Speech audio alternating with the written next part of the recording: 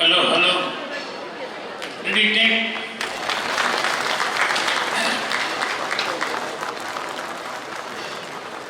சிறப்பான பட்டிமன்ற நிகழ்ச்சியில் கலந்துக்கிறது ரொம்ப சந்தோஷமாக இருக்குது.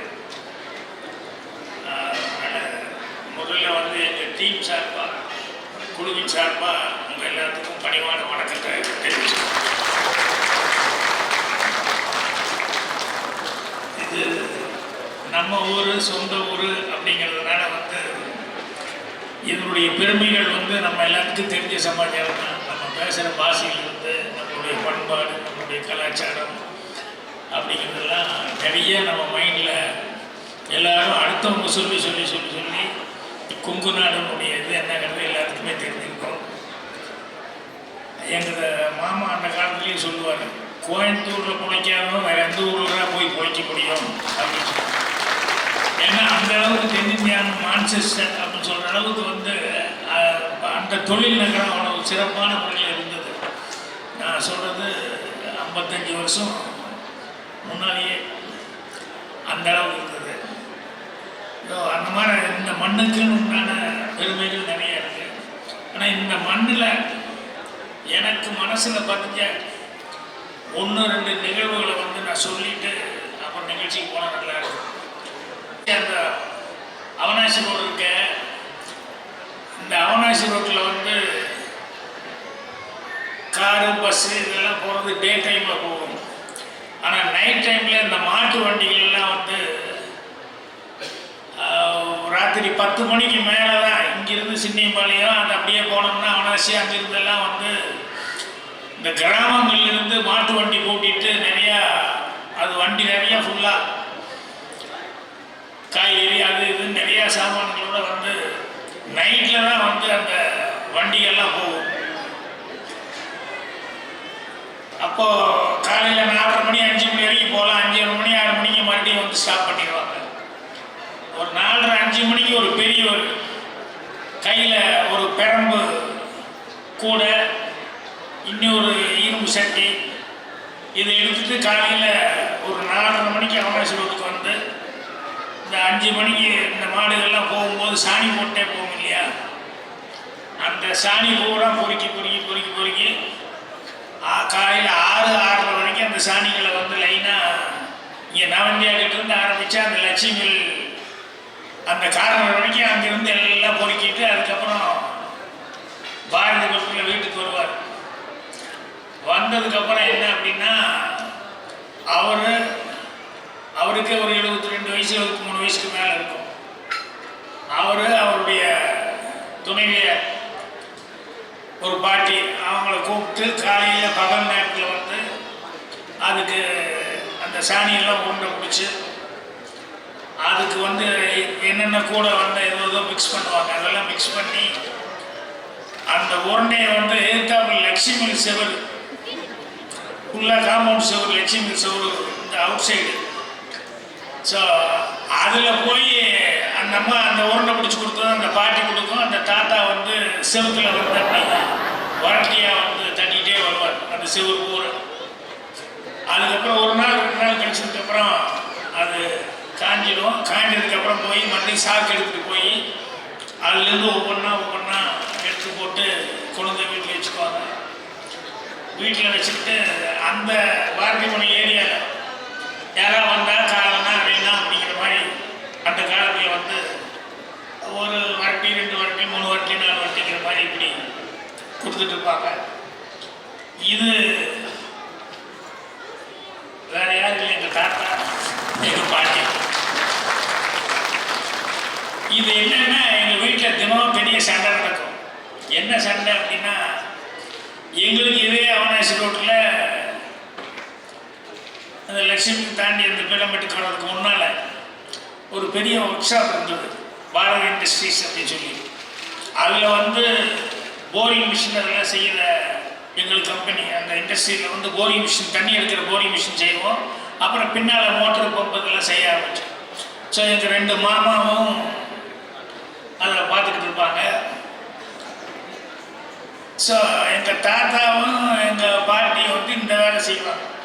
எங்ககிட்ட 60 வேலை பார்த்து தாத்தா காலையில் எழுந்திரிச்சா 4:30 மணிக்கு இப்படி போய் அந்த அவனேஸ்வரோடு கூட சாணி பொறுக்கிட்டு வந்து இது பண்ணுவார்.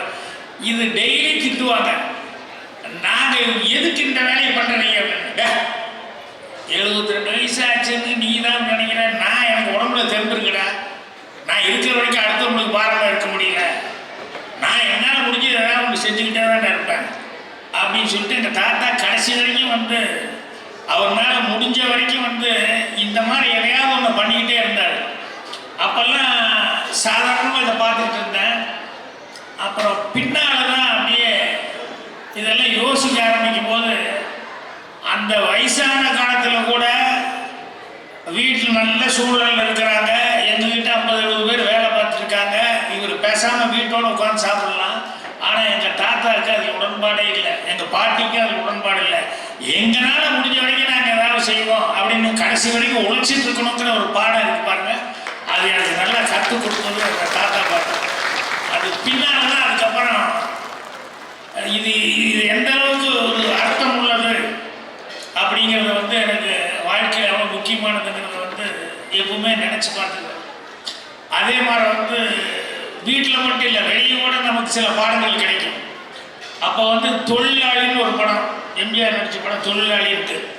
அது ராஜா தேட்டரில் போட்டிருந்தான். அப்போ சின்ன சைக்கிள் எடுத்துகிட்டு, எங்களுக்கு சைக்கிள் கடை இருந்தது, நான் சின்ன சைக்கிள் எடுத்துக்கிட்டு அதில் போனோம்னா சின்ன சைக்கிள் க்யூவில் வந்து கூட்டத்தில் போய் முட்டி மோதி எம்ஜிஆர் படத்துக்கு டிக்கெட் வாங்குறது கஷ்டம். ஆனால் இந்த சின்ன சைக்கிள் எடுத்துகிட்டு போனோம்னா அந்த சைக்கிள் அந்த இதுக்காக நிறுத்துறதுனால சைக்கிள் ஸ்டாண்டில் டிக்கெட் கொடுப்பாங்க. ஸோ அது கொஞ்சம் ஈஸியாக கிடைக்கும், சைக்கிளுக்கு சார்ஜ் கொடுக்கணும், அவ்வளோதான். அப்படி போய் அந்த தொழிலாளி செகண்ட் ஷோ படம் பார்த்துட்டு நைட்டு திரும்பி வந்துட்டுருக்கேன். சைக்கிளில் அப்பாலாம் வந்து எம்ஜிஆர் அதுக்கப்புறம் ஆர்டர் போட்டார். லைட்டு அதுக்கெல்லாம் டபுள்ஸ் அதுக்கெல்லாம் முன்னால் வந்து லைட் இல்லை அப்படின்னு சொல்லி சொன்னோம்னா போலீஸ்காரன் பிடிச்சிடுவாங்க. நான் வர்றது கலெக்டர் ஆஃபீஸர்லாம் தாண்டி இந்த B4ன்னு ஒரு போலீஸ் ஸ்டேஷன் இருக்குது, அதை தாண்டி அதுக்கப்புறம் அவனேஸ்வரோடு பிடிச்சி பாரதிபுரத்துக்கு வரணும். ஸோ அங்கே டவுனுக்குள்ளே வரும்போது கொஞ்சம் ஓட்டிட்டு வந்தேன். அதுக்கப்புறம் வந்து போலீஸ் முடிச்சுட்டா வாங்கன்னு சொல்லி சைக்கிள் இறங்கி தள்ளிட்டு வந்துட்டு இருந்தேன். இந்த B4 ஸ்டேஷனுக்கு கொஞ்சம் முன்னால் தள்ளிட்டு வந்துட்டு இருக்கும்போது ஒரு ஆள், ஒரு பெரிய ஒருத்தர் சைக்கிளில் வந்தார். அப்புறம் என்னை பார்த்தாரு, நான் சைக்கிள் தள்ளிட்டு வர்றதை பார்த்தாரு. எனக்கு தம்பி சைக்கிள் பஞ்சர் ஆனேன். இல்லைங்க, காற்று போயிடுச்சாண்டாரு. இல்லை இல்லை காற்றெல்லாம் இருக்குங்க. பின்ன ஏன் தள்ளிட்டு வர்றேன் அப்படின்னு. இல்லை, அடுத்தாப்பில் வந்து B4 போலீஸ் ஸ்டேஷன் இருக்குது, சைக்கிள் லைட் இல்லை, அதனால் போலீஸ் ஸ்டேஷன் இருக்கிறதுனால நான் லைட் இல்லாமல் போனேன்னா போலீஸ் பிடிச்சிக்கிட்டாங்கன்னா என்ன பண்ணுறது, அதனால தான் தள்ளிட்டு வரட்டுங்க. ஆப்பா, உன் வயசுக்கு உன்னை போய் போலீஸு ஏறி அமுக்கு, எவனா போலீஸ் கேட்டால் நான் சொல்லிக்கிட்டு ஏறி அமுக்குன்னாரு. நான் இல்லைன்னா ஏறு, நான் தான் சொல்லணும்ல ஏறு அப்படின்னாரு. அப்புறம் நான் ஏறி போய் அமுக்கிட்டே வந்தேன். அந்த B4 ஸ்டேஷனை தாண்டும் போது இப்படியே பார்த்துக்கிட்டே வர்றேன்.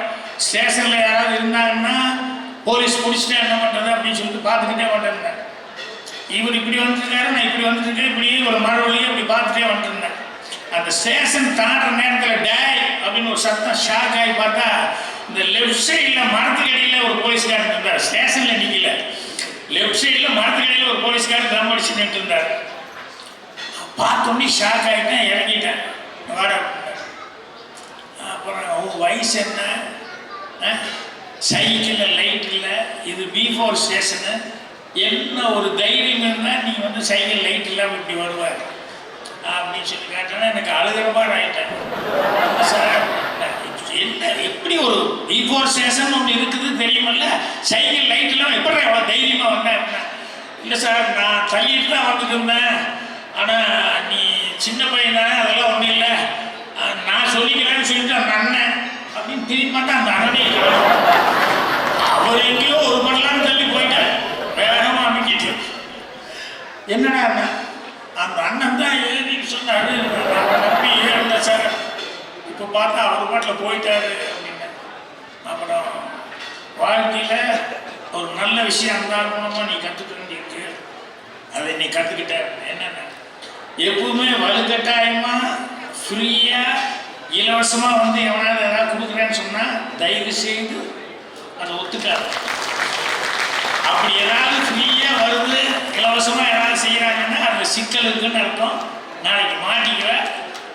அதனால் இனிமேல் இதை மைண்டில் வச்சுக்கிட்டு இலவசம் அப்படின்ட்டுலாம் வரும்போது கேர்ஃபுல்லாக கை தட்டுறீங்க. ஆனால் எப்பவுமே இலவசமாக நமக்கு ஏதாவது இன்னும் கொடுத்துக்கிட்டே தான் இருக்காங்க. நம்ம ஓட்டு போட்டுக்கிட்டே தான் இருக்கிறோம். ஸோ அன்னையிலேருந்து இன்னைக்கு வரைக்கும் வந்து அந்த போலீஸ்காரங்க சொன்னது கரெக்டாக தான் நடந்துட்டு இருக்குது. ஸோ இலவசமானு சொல்லும்போது நம்ம இதெல்லாம் போடும்போது எத்தனை வருஷத்துக்கு முன்னால் போலீஸ் வந்து இந்த அளவுக்கு சொன்னாங்க அப்படின்னு சொல்லி நினச்சி பார்க்கும்போது ஆச்சரியமாக இருந்துச்சு. சில நல்ல விஷயங்கள் இப்படியெல்லாம் சில நிறைய பாடங்கள். அதே மாதிரி நான் இன்னைக்கு வந்து இந்த பொசிஷனில் சினிமாவில் வந்து ஜெயிச்சு வந்து இப்படி உட்காந்துருக்கேன்னு சொன்னோம்னா எனக்கு வந்து அந்த பேஸ் அடித்தளம் அமைச்சு கொடுத்துருக்க என்னுடைய பள்ளி வாத்தியார்கள், பள்ளி ஆசிரியர்கள், அவங்க தான் மெயின் காரணம். ஸோ நான் பாடம் சரியாக படிக்கல, ஆனால் எங்கள் வாத்தியார்கள் எனக்கு சொல்லிக் கொடுத்த அந்த பாடம் நடத்தின விதம் என் மனசில் நல்லா பதிஞ்சது. இந்த சினிமாவில் ட்ரீட்மெண்ட்னு சொல்லுவோமே, அந்த மாதிரி இவங்க வந்து பாடம் நடத்துகிற விதம், அந்த பாடம் நடத்தும் போது நிறைய விஷயங்கள் சொல்லிக் கொடுப்பாங்க. அப்போ பாடம் இல்லாமல் நிறைய விஷயங்கள் வந்து கதையாக சொல்லுவாங்க. ஒரு நல்ல சேயிங்காக அதாவது ப்ராபர்பாக சொல்லுவாங்க, பொன்மொழிகள்னு சொல்லுவாங்க. இப்படி நிறைய விஷயங்கள் அவங்க சொல்லும்போது அப்போ மனசில் ஓரளவுக்கு தான் பதிஞ்சது. அப்புறம் பின்னால் போக போக என்ன சொன்னாங்கன்னு பின்னால் ரீகலெக்ட் பண்ணிட்டேன். என்னன்னா, every one may not be nice, but there is something nice in every one அப்படின்னா. பின்னால் தான் யோசிச்சு பார்க்கும்போது நானே ஒன்று எழுதினேன். நீ சந்திக்கும் ஒவ்வொரு மனிதனும் உனக்கு ஆசான். கண்டிப்பாக நீ கற்றுக்கொள்ள ஏதாவது ஒன்றாம் இருந்தே தீரும். ஸோ அடுத்தவங்களை மதிக்கணும் அப்படிங்கிறது.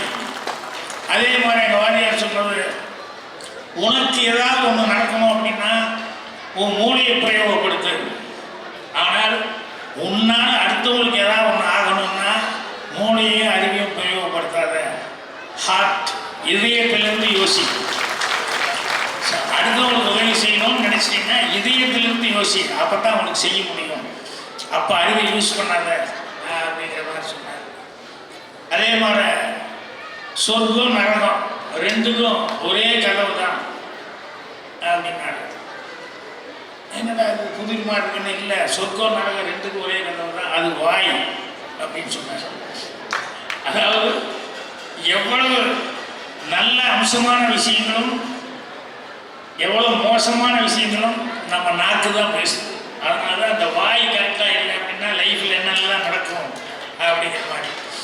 அதே மாதிரி வாழ்க்கையில் வந்து எப்பவுமே சீக்கிரமாக டிப்ரெஷன், சீக்கிரமாக நமக்கு வந்து ஐயோ என்னடா இப்படி ஆகி போச்சு அப்படிங்கிற மாதிரி நமக்கு வந்து மனசு திறந்து போகிறதெல்லாம் அந்த மாதிரிலாம் வரும்.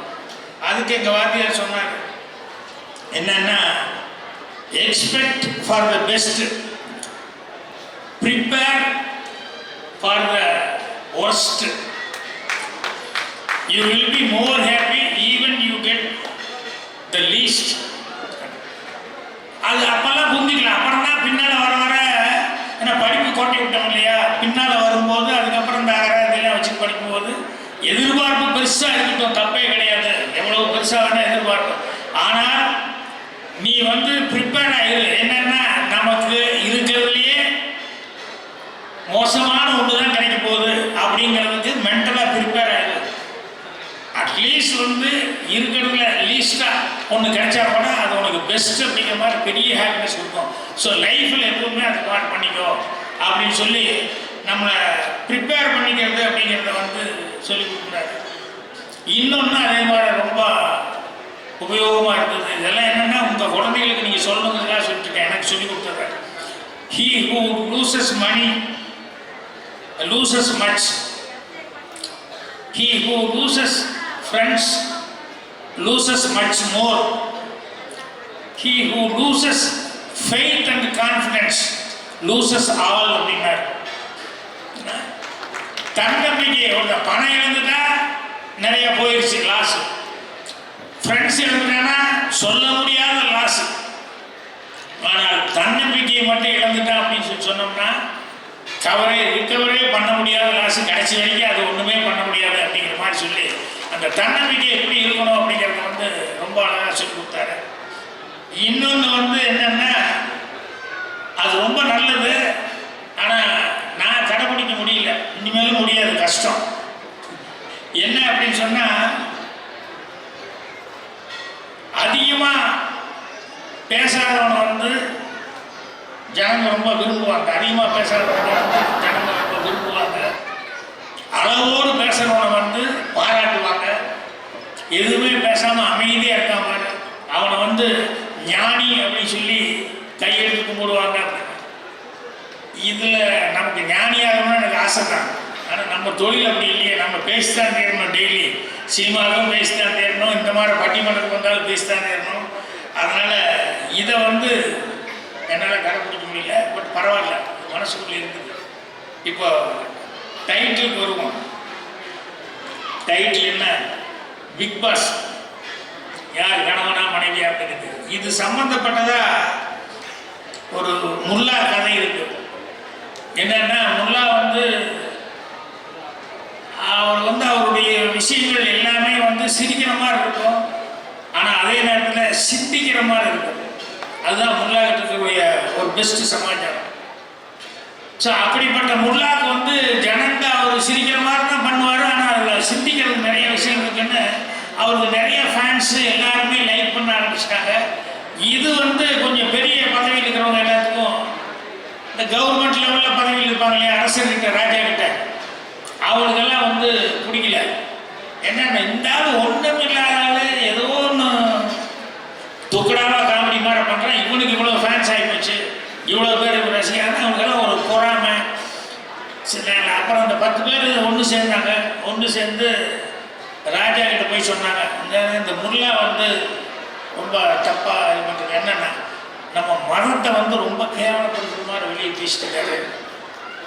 இறைவனை வந்து இறைவனுக்கு எதிர்பார்த்தாமே எல்லாமே இறைவனுக்கு எதிர்ப்பான விஷயங்களாக பேசி ஜனங்களை கெடுத்துக்கிட்டு இருக்காரு அப்படின்னு ஒரு 10 பேர் சேர்ந்து சொல்லும்போது, அப்போ அரசர் வந்து கூப்பிட்டார். என்ன முல்லா, உன்னை பற்றி இந்த 10 பேர் இப்படி ஒரே மாதிரி கம்ப்ளைண்ட் சொல்கிறாங்க, நீ இறைவனுக்கு எதிர்ப்பாகவும் இறைவனை பற்றி தவறாகவும் நீ பிரச்சாரம் பண்ணிட்டுருக்கான்னு சொல்கிறாங்க அப்படின்னா, அப்படியாங்களா அப்படின்ட்டு ஒரு 10 பேப்பர் எடுத்துகிட்டு வந்தார்.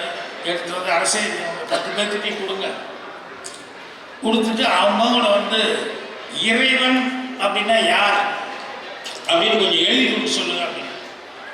அப்புறம் உடனே எல்லாரும் வாங்கினாங்க. வாங்கிட்டு ஒவ்வொருத்தரும் எழுதுனாங்க. எழுதிட்டு வந்ததுக்கப்புறம் முல்லா கிட்ட கொடுக்கும்போது, அரசர் நீங்களே படித்து பாருங்க அப்படின்னாரு. அப்புறம் அரசர் படித்தா ஒருத்தர் வந்து இறைவன் அப்படிங்கிறவர் வந்து இந்த பிரபஞ்சத்தையே இயக்கிறவரே இறைவன் தான் அப்படின்னு ஒருத்தார். அப்புறம் படைப்பு உலகத்தில் எல்லாத்தையுமே படைச்சதே இறைவன் தான் அப்படின்னு சொல்லி ஒருத்தர். இன்னொருத்தர் வந்து கண்ணுக்கே தெரியாதவர் இறைவன். இப்படி ஒவ்வொருத்தரும் அவங்கவுங்க வியூவில் எழுதியிருந்தாங்க கடவுளை பற்றி. இப்போ முல்லா சொன்னார், 10 பேர் எழுதியிருக்காங்க இறைவனை பற்றி ஒரே மாதிரி எழுதியிருக்காங்க. அந்த 10 பேர் 10 விதமாக தான் எழுதியிருக்காங்க. அப்போ இந்த 10 பேர் எப்போ ஒத்துமையாக ஒரே மாதிரி இதுதான் இறைவன் சொல்லி ஒரு முடிவு போடுறாங்களோ, அப்போ வந்து என் மேலே கம்ப்ளைண்ட் கொடுக்கட்டும், நான் இறைவனுக்கு ஆப்போசிட்டாக பேசுகிறேன், அதுதான் நியாயம் அப்படின்னாரு. அப்போ அரசன் வந்து கரெக்டு தான், உங்களை டீக்ரேட் பண்ணுறதுக்காக தான் இப்படி பேசியிருக்காங்க அப்படின்னு சொல்லிட்டு. ஸோ என்னென்னா, கடவுளை பற்றி இறைவனை பற்றி அப்போ இல்லை, இன்னைக்கு வரைக்கும் கரண்டில் கூட இந்த சண்டை நடந்துக்கிட்டே தான் இருக்குது. எப்போ நான் யூடியூப்பை தொட்டேன்னா, கடவுள் இருக்காரு இல்லை, ராமர் இங்கே இருக்காரு, ராமர் எங்கே இருந்த இடத்துக்கு அடையாளம் எல்லாமே ஆதாரம் சொல்லு அப்படின்னு சொல்லிட்டு ஒரு கோஷ்டி. இன்னொரு கோஷ்டி இல்லைன்னா அதுக்கப்புறம் பேப்பரில் நியூஸ் வந்துருக்கு, என்ன 2000 கோடியில் ராமர் கோயில் புதுப்பிக்கப்படுது அப்படின்னு சொல்லிட்டு நியூஸ் வந்துருக்கோம். ஸோ நமக்கு பார்த்தோம்னா ஒரே குழப்பமாக இருக்கும், இது எதை நம்புறது எதை நம்ப வேண்டாம் அப்படின்னு சொல்லி. இவங்களும் கரெக்டாக பேசுகிற மாதிரி இருக்கும், இவங்களும் கரெக்டாக பேசுகிற மாதிரி. ஸோ இன்றைக்கி வரைக்கும் அது ஒரு ஆர்கியூமெண்ட்டாக இருக்குது. ஸோ இந்த சண்டை வந்து இன்றைக்கி வரைக்கும் தீரல. ஸோ இந்த சண்டை வந்து அது ஒரு மத சண்டையாகவும் இருக்குது, ஜாதி சண்டையாகவும் இருக்குது. ஏன்னா பேப்பர் எடுத்து காலையில் பேப்பர் எடுத்து வச்சோம்னா ஆணவ கொலை அது இதுன்னு சொல்லி ஏதாவது ஒரு சண்டை அப்படிங்கிறது வந்து இது இன்னைக்கு வரைக்கும் கன்னியூ ஆகிட்டு இருக்கு. இப்போ பாருங்க, அதெல்லாம் சண்டை இல்லை. இங்கே பட்டிமன்றம்னு வந்து உட்கார்ந்தாலும் சண்டைக்கு தான் ரெடியாக வந்திருக்காங்க. இப்போ இவங்களுக்குள்ளே சண்டை வரப்போகுது. இவங்க வந்து நாங்கள் தான் பிக் பாஸ் அப்படின்னு யார் சொன்னா, நாங்கள் தான் என் பிக் பாஸ் அப்படின்னு சொல்லிட்டு இவங்க எழுத்து சண்டை போட போகிறாங்க. இதுக்கு நடுவர் யார்? நான். ஸோ நான் நடுவராக இருக்கணும். நடுவராக நான் இருக்கிறது கூட பரவாயில்ல. இதுக்கு யாருன்னா இவங்கெல்லாம் வேடிக்கை பார்க்க விட்டோம். இந்த வேடிக்கைன்னு சொல்லும்போது என்னென்னா நமக்கு அது வாடிக்கை ஆகிடுச்சு. ஏன்னா தேர்தல் ஒரு தடவை ஓட்டு போடுறோம், ஒரு 5 வருஷத்துக்கு வேடிக்கை பார்க்கறது மட்டும்தான் நமக்கு நடந்துட்டு இருக்கு லைஃப்பில். இது அடுத்தடுத்து நடந்துக்கிட்டே தான் இருக்குது. இதுக்கு மேலே நான் இதை பேச ஆரம்பிச்சேன்னா அது அரசியலாகி போகும். அதனால் அதை அப்படி தள்ளி வச்சுட்டு இங்கே நமக்கு பிக் பாஸ் யார் அப்படிங்கிறத வந்து நீங்கள் ஈரோடு பிரபு தான் முதல்ல பேச ஆரம்பித்தா நல்லாயிருக்கும். இருக்கா ஆரம்பித்தா நல்லா இருக்குன்னு நினச்சேன். இருந்தாலும் இந்த கொஞ்சம் லேடிஸ் பர்சன் சொல்லி காயப்படுச்சான்னு அதனால் கோவை சத்யா நீங்கள் இது என்ன இதுல கூட சண்டையா? நீ பேசுறா